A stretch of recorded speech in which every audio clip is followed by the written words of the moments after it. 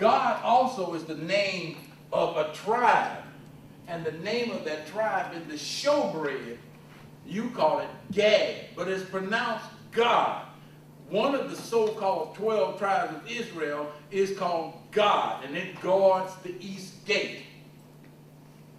And it has three principles. It has a fallen one, a bucket, and a what?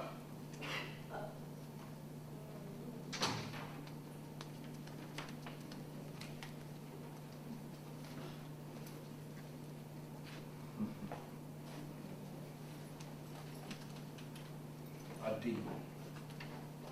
Now, here is where I'm going to give you an understanding. We know that when they dealt with this, hey, this thing broke down. That it, yes. What's the difference between an aphid and a demon? Okay, a bucket, P-H-U-C-K-I-T-T, this is German terminology, is one who you call a cupid or deals with, they call them cherubims in the female sense also. But the buckets are the ones that they had the little arrow. And we've seen it in the old man thing. They are the ones who shoot arrows, as they mentioned in the Bible. And they are the ones who have power. Demons can only have powers limited to their source of that certain power. So Buckets can go all over, like a mouse, in the computer. Can go all over and point to different things and do different things. And have those arrows, and they can shoot things. But Ayah said in the so-called Psalm 91, he will protect you. Even in the books of the old, they talk about, I'll protect you from the arrows. These are the things. So demons have just limited power.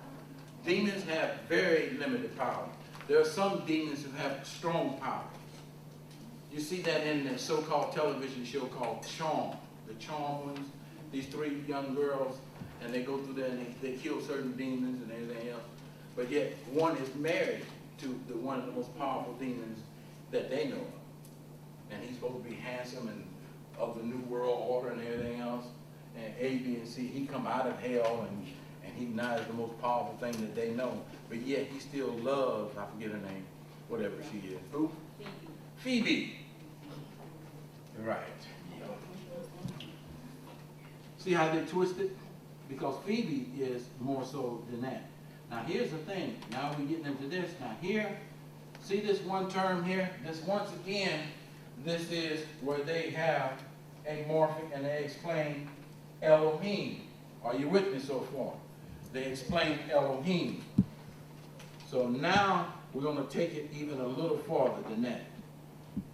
Now, here's where it says that the fool said that there is no God. All right? And this and that and etc. So really, when you're dealing with the so-called exhaustive Hebrew lexicon concordance, you have to keep going back and forth until you find the root word. And when the root word don't make no sense, you be like, what? And then it loops you. And you're like, what? But this is what they deal with. It's not 433 of the Hebrew lexicon. But here's the thing. The fact that there is no God, they are corrupt, etc., etc., etc. Be whatever. All right, whatever. Okay. Now,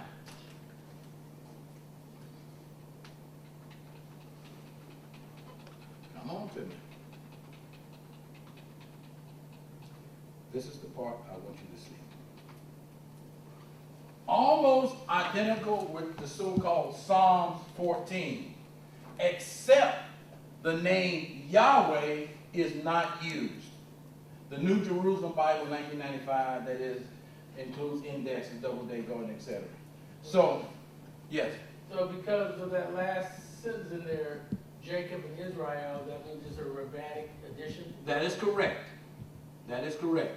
Then on top of that, that's why they have it on the bottom down here. But let me ask you something. Everybody knows that Yahweh has a representation of 4 letters. And that's where brothers get into this thing where they in the color purple in the religious sense. Oh, Yahweh, Elohim, Shabbat Shalom, Shalom, Shalom, Shabbat. Please, you're opening up a gate. And basically, you're saying, it's like walking and you're a cat. You're a little bitty cat. and you walked in here and ain't nothing but Rockwilders and pit bulls, and you walked in there and you just go, oh, Yahweh Elohim, you know that you're going to get your butt chewed up.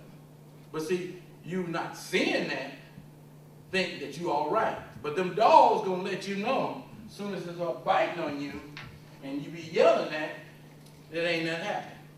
And you going into your self-destructive mode by your arrogance because you're thinking that you're roaring and doing things proud like a lion. You don't have that understanding because you lack wisdom. And because you into that mail order crap, you begin to think you over the woman, you over this.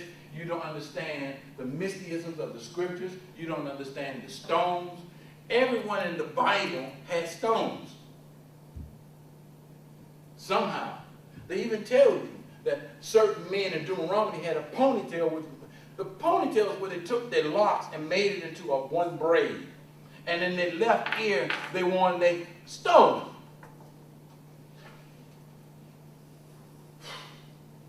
But this Yahweh thing, this is not Yahweh. Yahweh is broken down into 4 letters. They say Y-H-W-H. And then they put Vanna White in there and do this. And that is a vowel, A-E-I-O-U. So the thing is, that's where they go. Vanna White does not complement so-called God or Yah. There are no vowels whatsoever in the Jewish foundation language. None. You can talk to a rabbi and a scholar and anyone that is into the language, linguistic, individual, etymology. They will tell you in most ancient languages there are no vowels. There are no vowels. But Brother DeBar, there are no vowels. Now, where I'm taking you and where you understanding, the reason I'm going this way is because I want you to know that we're getting ready to go into a realm where you can't rely on Yahweh, Elohim, Jesus, or any of these other factors because they don't exist. So you're going into a chamber now that Yahweh, Jesus, Muhammad, and all these guys don't exist in the traditional format. This is not Magi. This is not this. So when the so-called 70 elders and Moses and his posse sing God of Israel, they sing Shekinah Ayah.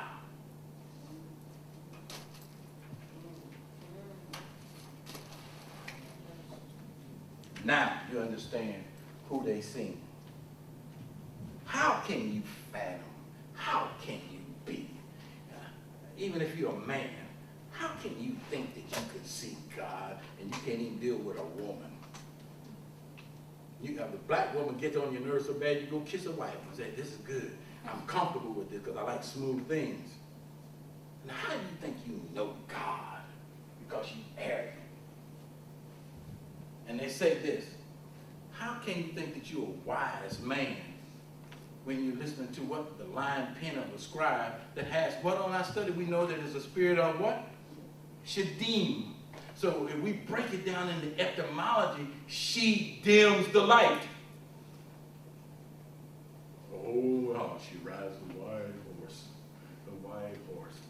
The nightmare. You can have that book called The 10,000 Dreams Interpreted, and they tell you a mare is a female horse.